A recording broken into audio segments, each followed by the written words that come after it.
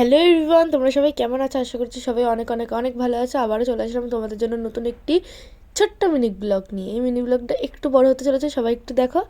এটা হচ্ছে একটি বিয়ে বাড়ির মিনি ব্লগ।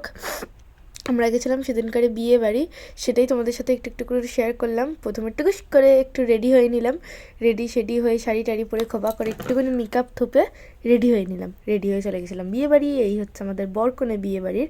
তারপরেই চলে গেছিলাম একটু ফুচকা খেতে, টুকুস করে একটা দুটো ফুচকা খেয়ে নিয়ে চলে গেছিলাম একটু কফি খেতে।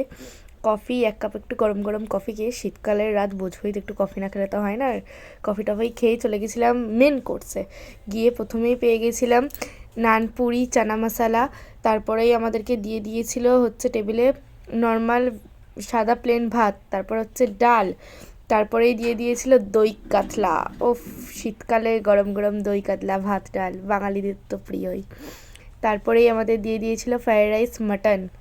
মাটন তো আমার জাস্ট টেস্টি, ক্যা বাতাও। তারপরে দিয়ে দিয়েছিল আমের চাটনি, পাঁপড়, দই, মানে ওই সেই কি বলে ওটাকে, মানে ওই মালাই টাইপের একটা। তারপর লাস্টে ছিল পান।